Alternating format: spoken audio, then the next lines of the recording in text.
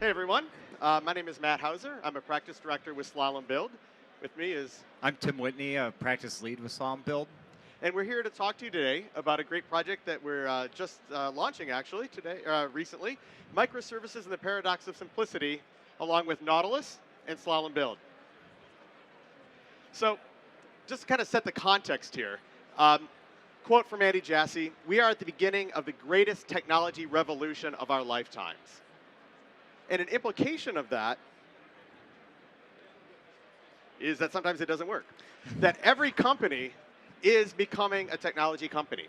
And we're going to hear a bit about Nautilus and how that is true for them in particular, and how they've transitioning from being an exercise equipment company to being an exercise equipment company with deep digital integration, personalization, and a great digital experience. So, Tim, tell us a little bit about the project for Nautilus. Right. So Nautilus came to Slalom last December with a project to kind of create a digital experience on a Max Trainer. A Max Trainer is kind of like an elliptical machine. It was on the first slide there.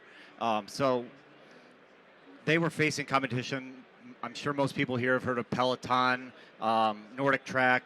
They have much more digital experiences, live classes, et cetera. So Nautilus wanted to come out with a competitor to that could really change the company, rather than just selling equipment, sell digital experience, subscriptions, etc. Yeah. So I kind of alluded to this, but we developed mobile apps for Android and iOS that pair to the machines over Bluetooth, and then we built a pretty extensive set of microservices running on EKS on AWS that power all the app features across both platforms. Great, thanks, Tim. So now we're going to do a little bit of an interactive portion of our program, and I'm going to pick on the front row here. I'm going to hand you a bell, sir. If you could ring the bell. Now, have you had any specific bell-specific training? No. Okay. Let's see if you can do it. There we go. Now, can you play us a song? No, you cannot, because one bell, while easy to ring, can really only do one thing. And it can do one thing as long as that one thing is fairly simple, like play that one note. Now, the rest of the folks here in the front row, get this one. Here you go. Here you go.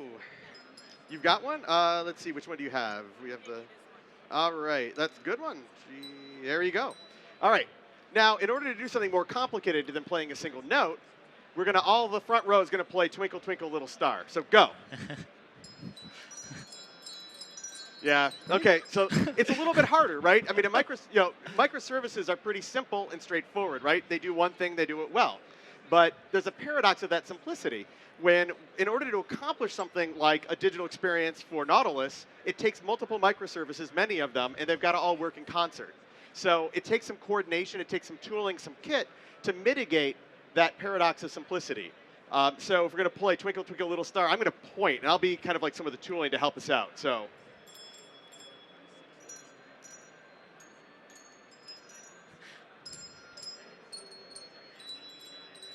There we go, right? It takes a little bit of training, a little bit of coordination. It's not as easy as just playing the one note.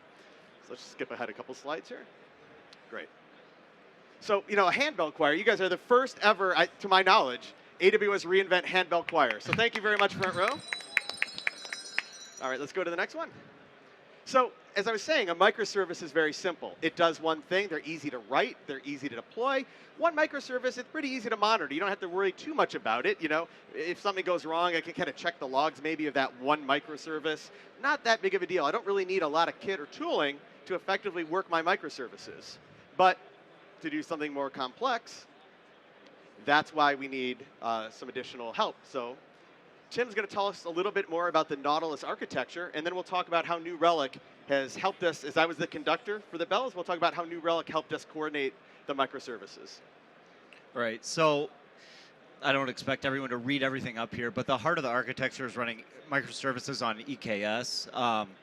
Monitoring applications like APM is fairly simple if you're running them on straight EC2 instances. I know that this service is running on this machine.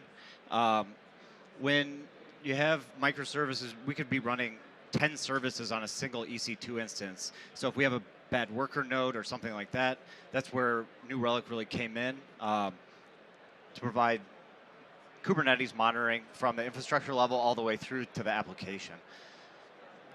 So this is a simple diagram that kind of shows the at least our MVP build services and some domain connections between them.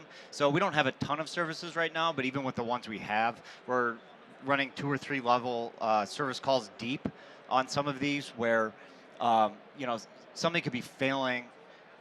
We get a failure, but how do you know actually where that failure is coming from?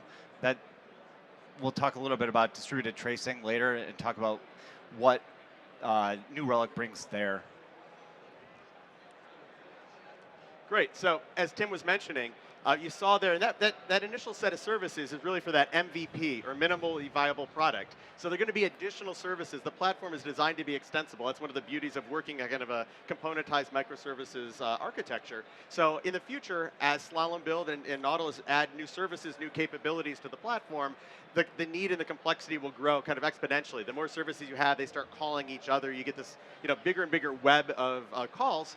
And as Tim was mentioning, it gets harder and harder to figure out, hey, if I've got a performance problem, maybe this one kind of logical sort of transaction or logical interaction is taking too long. Well, which of those 3 deep service calls is the reason for it? Or if there's a failure, maybe it's even intermittently. Maybe it's because one of those host nodes running in your Kubernetes cluster is maybe misconfigured or is having a problem. How do you know where to go and troubleshoot that as you have all of these just myriad little calls? And that's really where New Relic tooling has helped us out in this project. All right, so this is a screenshot of New Relic's infrastructure monitoring. So we, like I mentioned a couple slides back, we monitor the EKS cluster all up, so master nodes as well as worker nodes, so that we know if a worker node goes down, exactly what services are affected, and we can bring that worker node down, bring a new one up, and then EKS will spin up the replicas that we have told it to spin up for each one of those services. So it's monitoring, like I said, the nodes itself, but it's also monitoring the containers running on those, as well as APM for the application itself. The services are running Spring Boot, written in Kotlin, but APM takes care of that for us. Yeah, and real quick on this slide, wanted to call out, these are, you saw the architecture slide Tim showed you earlier, and a lot of different icons from AWS in use there. And one of the neat things is, when you think about microservices, we're talking largely about what's running on the compute. And sure, there's EC2 instances, there's the Kubernetes, cluster and containerization of that. But rarely is a microservice just compute, right? I mean, without data, without streaming, without events, without other things, it's not doing anything too interesting. And so the neat thing with New Relic on the infrastructure portion is, yeah, I can look at the EC2 instances that are running my compute, but I can also look at these other things, like if I have lambdas, maybe I have combination of like event triggers that are also then used with containers, that calling back and forth. Yeah, I mean, one of the big things with Dynamo is, which hopefully they fixed this morning when they announced on-demand pricing per request, was we would get big spikes in traffic, get provision throughput exceptions, and we could actually monitor that with New Relic and see, get an alert, hey, we're getting thrashed here. Yeah. We wrote our own autoscaler to help fix that, but I hope we can get rid of that now.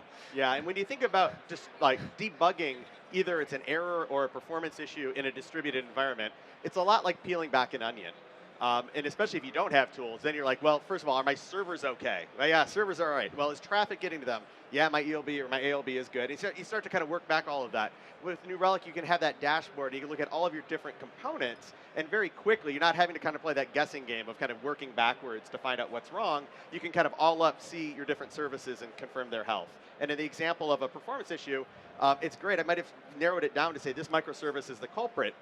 But I don't know, is it because it's slow to process? Is it maybe slow to grab data from the database?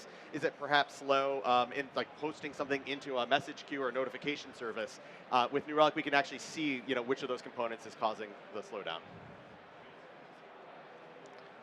All right, this slide's talking about application performance monitoring, but we get response times, error rates. The error rate stuff is very helpful. We can tell before anyone calls customer service and know, hey, we have an issue with like our subscriptions, for example, which we had yesterday. But getting that like level of detail on exactly what's failing, I can tell where it's coming from, so I can actually tell if it's coming from Android or iOS, and then you can actually distribute the trace down to other service calls that are also possibly failing. And then the service map kind of shows where your services are calling each other. I think we have a slide on that, a little more detail, but it shows response times between service-to-service calls as well. Yeah. And before we go to the next slide, I wanted to make another call out here, is that Tim mentioned, hey, iOS and Android, right? So just to recap, in case you missed it at the beginning, you've got a mobile device, either iOS or Android, communicating with your exercise equipment. And so you can see real-time the information coming back from the machine. It can give you personal, like, kind of guided training sessions, et cetera. And I mention that because more and more, our applications are not just one type of front end or one type of thing. Our microservices oftentimes are fronted or called by either like mobile, and mobile could be iOS or Android. It could be mobile web. It could be desktop web. It could be maybe other services calling your services, et cetera.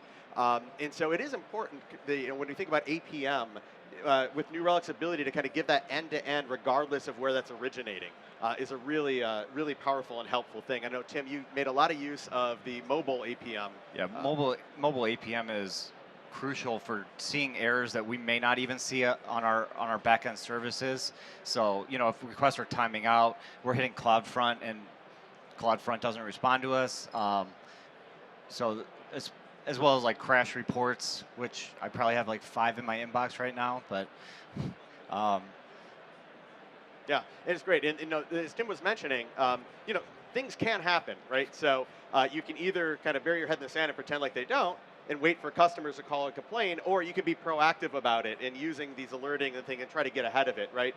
It's obviously best to avoid and prevent issues. And so during the development and testing phase and early launch, the insights for New Relic help us harden and solidify that. But then even out of production, stuff could happen. And so you want to know first. You want to be able to be in front of that and saying, yep, we've noticed, there's been an uptick in this type of an event or this type of activity, or maybe we saw a decrease in certain events. Maybe we're seeing a decrease in number of workouts started per hour or something like that. It's like, oh, wow, that's something we should probably see. That's abnormal. That's an insight that maybe we need to dig in and see if something is wrong. All right, this slide is showing distributed tracing. So what you can see here is a single service call is making calls to, this is a cutoff screenshot, but this makes like at least 4 service calls down that are spread out to other services. So we can really tell, where performance issue is coming from. We had an instance where one service call was generating 67 or 70 individual calls to another service. It turned out to be bad data, but New Relic distributed tracing, without that, we never would have known. Like, why is this call taking 12 seconds? So, we're trying to hit like 1 second SLAs, and distributed tracing is crucial to figuring out what's going wrong, what calls are being made, service to service. Yeah, and in this example, right, we see the overall kind of from the original call, that is that, and then the color coding, you can see what service is calling the other services, what that timeline is, and so and conveniently enough, the color coding corresponds. So you can kind of look up here and then look down here and see, okay, I want to dig into this sort of purple area here, and then you kind of look at all of these different, obviously, Java calls and seeing how they're just nested. And it's like having your old call stack in graphical Gantt chart form. Yep. This feature, I think, came out like 4 weeks ago. All you need to do is flip a switch in your New Relic config, and it's automatically on. So you didn't have to change any of your source code to do that? It was just... Wow, that's great. Config file. Yeah. Done. Very cool. Yeah, service map. So this is an example. This is a kind of a generic one. We got a more like a specific for Nautilus coming up next. But the idea with service map is, as I talked about the different microservices that are out and running, how do you know what's calling what? And kind of a heads-up view. Sure, we talk about, well, I should probably document that, but the documentation is, is kind of wrong the day it's released because you're constantly evolving. We talk about an MVP release. Well, that's great. Day one, maybe my documentation is correct, but as I introduce new services, has someone actually going back to kind of update that and what's calling what? Probably not, right? So dynamic is always better than static, especially as we talk about the cloud and the acceleration of dynamic infrastructures, dynamic microservices. You're going to have more and more services. If the benefit of creating a microservice is, hey, in 2 weeks I can launch a new microservice, again, the paradox of complexity of that is, how do I know what's calling what? How do I even get my arms around what I have out there? Unless one person's created them all, which I doubt is the case, how do you really even know what all of the microservices that are coming together to solve a business problem? Well, the service map is a great way to do that. It'll show you, step by step, kind of what's calling what. It draws arrows between them. And then the neat thing about this is, not only do you see the connections and the calls from one to the other, you can see the performance, you can see errors and things like that, all in that one kind of heads-up view. And then obviously you can drill down if a little stamp-sized view. You can obviously drill down into that and get more detailed, performance metrics as well. And then this is an example from Nautilus. I don't know, Tim, you want to talk to this? Yeah, I mean, this is a real-life example where we can see response times. So we see this service is called, the HAL service is kind of our, it's named after 2001: A Space Odyssey, so it does like in-workout coaching. It recommends workouts for users, recommends what videos to watch based on what you've done already. So it's kind of our all-encompassing rules engine. I think the client called it AI, but maybe not quite yet. Rules-driven AI, right? Yeah. Yep. So we can see like response times for these. At one point, our response time from grabbing workouts for a user was somewhere around 20 seconds. So this view really helped us pin that down and figure out where our huge performance bottlenecks were coming. After some performance improvements, we're now like under a second on average. Response times. I mean, you can see right here, it's 15.3 milliseconds on average.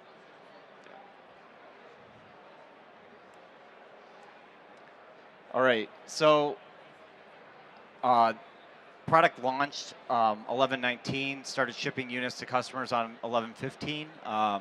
So this is, in my opinion, a huge game changer for this company to be able to leverage this. They have future plans to roll the platform and apps out to other modalities, they call them. Like they own Schwinn Fitness, they own Octane Fitness. So roll this out to a whole slate of different types of machines, not just elliptical or max trainers. Also, helping them build their own team that can take this platform, expand the number of services, put that mobile app on new machines. So we're helping them make a few hires as well. Yeah.